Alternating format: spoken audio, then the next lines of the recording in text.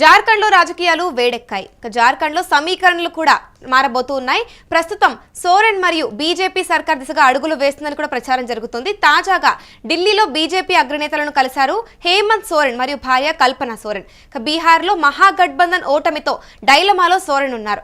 BJP కలిపి JMM ప్రభుత్వం ఏర్పాటు చేస్తుందని ప్రచారం నడుస్తోంది.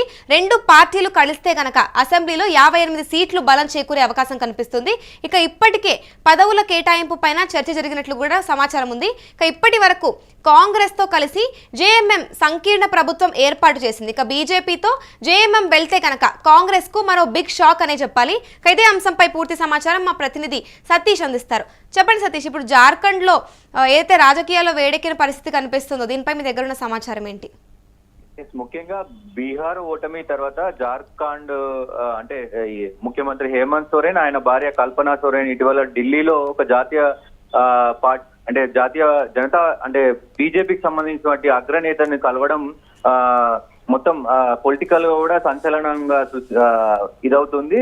ముఖ్యంగా ఇక్కడ ఈ సమావేశానికి కేవలం మర్యాద పూర్వక భేటీ కాదని జార్ఖండ్ ముక్తి మోర్చా జేఎంఎం బీజేపీ మధ్య కొత్త రాజకీయ అవగాహనలు కానీ రాజకీయ విశ్లేషకులు భావిస్తున్నారు. అంటే ఈ భేటీ పట్ల జస్ట్ బీజేపీకి అండ్ ఏదైతే జేఎంఎం ఉందో దాని మధ్య రాజకీయ పరిణామాలు ఎట్లా ఉంటాయి అనేది ఈ రాజకీయంగా వినిపిస్తున్నమాట. ఒకవేళ నిజంగా ఇది బీజేపీతో కలిస్తే గనుక జార్ఖండ్ అసెంబ్లీలో ముఖ్యంగా 81 సీట్లు ఉన్నాయి. మొత్తం మెజారిటీగా 41 సీటు అవసరం ఉంటుంది. ప్రస్తుతం హేమంత్ సోరెన్ నేతృత్వంలోని సంకీర్ణ ప్రభుత్వానికి ప్రస్తుతం 56 సీట్ల బలం ఉంది. అయితే దీంట్లో ముఖ్యంగా జేఎంఎం 34 సీట్లు ఉన్నాయి, కాంగ్రెస్ కి 16 సీట్లు ఉన్నాయి, ఆర్జేడీకి 4 సీట్లు ఉన్నాయి, సిపిఐ ఎల్ఎల్ కి 2 ఉన్నాయి. అయితే సోరెన్ నేతృత్వంలోని జేఎంఎం నేషనల్ డెమోక్రసీ అలయన్స్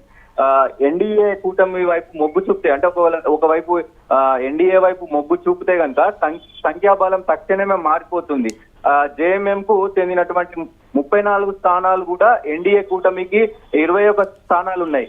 అలాగే ఎల్పీజీ 1 ఉంది, ఏజేఎస్యుకి 1 ఉంది, జేడీయూకి 1 ఉంది. మొత్తం కలిపి కూడా 58 సీట్లకు చేరుకుంటుంది. అంటే అటు ఏదైతే జార్ఖండ్ ప్రభుత్వానికి ఒకవేళ బీజేపీకి వైపు చూస్తే గనక బీజేపీకి ఆల్రెడీ అక్కడ 21 ఉన్నాయి కాబట్టి మిగతా ఇతరులను కలుపుకొని మొత్తం 58 సీట్లకు చేరుకుంటుంది. ఈ నేపథ్యంలోనే మెజార్టీ మార్పు కూడా దగ్గర అవుతుంది కాబట్టి ఇట్లా ఆలోచిస్తున్నారు. ఒకవైపు మరి పోతారా ఏంటి అనేది పొలిటికల్ గా అయితే మొత్తం పెద్ద ఎత్తున చర్చనీయాంశమైంది. ఒకవేళ నిజంగా ఇది జరుగుతుందా అని అంటే ఇప్పటికే జేఎంఎం బీజేపీ మధ్య భాగస్వామ్యానికి చారిత్రాత్మక నేపథ్యం ఉంది. అంటే గతంలో 2010 లో కావచ్చు, 14 లో కావచ్చు, మధ్యకాలంలో అప్పుడు కూటమిలో ఉన్నప్పుడు కనుక మధ్య అంటే వీరి మధ్య తరచుగా రాజకీయ సంక్షోభాలు అంటే రాజకీయంగా పార్టీలో మార్పులు కావచ్చు, రాజకీయ నాయకులను పదవుల మార్పులు కావచ్చు, దీనికి సంబంధించి పెద్ద ఎత్తున ఈ కూటమి వైఫల్యం చెందింది. ఈ నేపథ్యంలోనే మళ్ళీ 2014 ఎన్నికల్లో సోరెన్ కూడా ఒక ప్రచారం చేశాడు.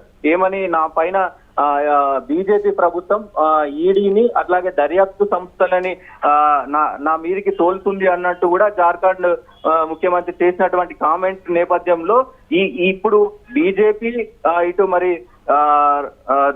జార్ఖండ్ కి సంబంధించిన ముఖ్యమంత్రి కలుస్తాడా, బీజేపీతో పొత్తు పెట్టుకుంటాడా అనేది కూడా ఒక చర్చనీయాంశమైంది. రైట్, ఇప్పుడు మరి తాజాగా కూడా ఢిల్లీలో చూసినట్టయితే బీజేపీ అగ్రనేతలను హేమంత్ సోరెన్ మరియు భార్య కలిశారు. మరి ఇప్పుడు అది కూడా ఇదే అంశం పైన చర్చించారంటారని?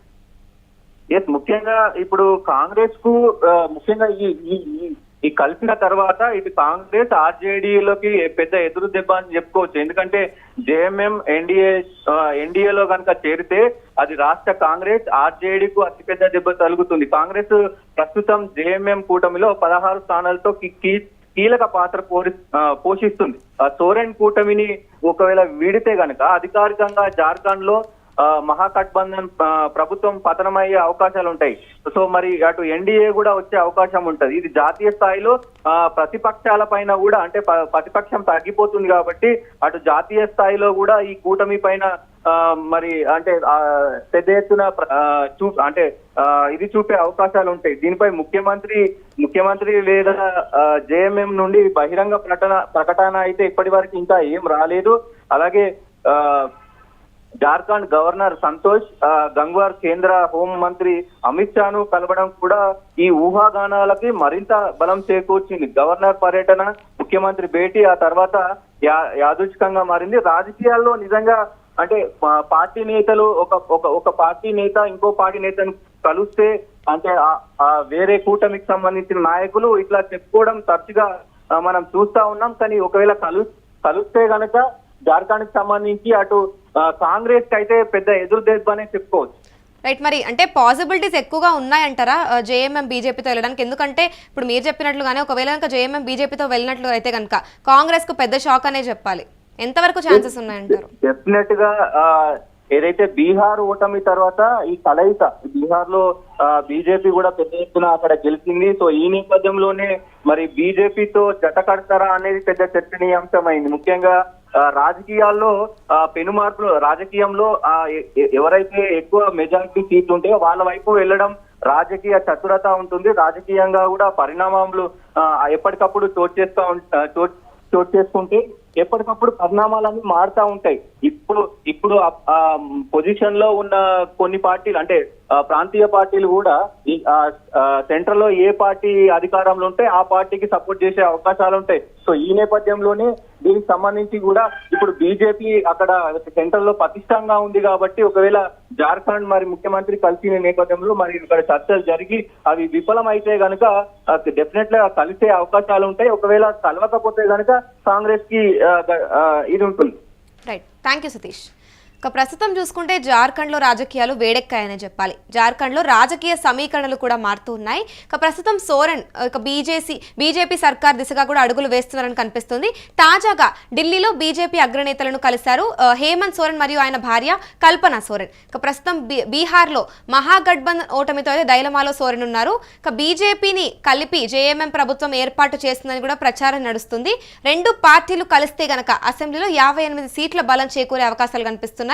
ఇప్పటికే పదవుల కేటాయింపు పైన కూడా చర్చ జరిగినట్లు ప్రచారం అయితే ఉంది. ఇప్పటి వరకు కూడా కాంగ్రెస్ తో కలిసి జేఎంఎం అయితే సంకీర్ణ ప్రభుత్వం ఏర్పాటు చేసినట్టు తెలుస్తోంది. బీజేపీతో జేఎంఎం వెళ్తే గనక కాంగ్రెస్ కు మరొక పెద్ద షాక్ అనే చెప్పాలి.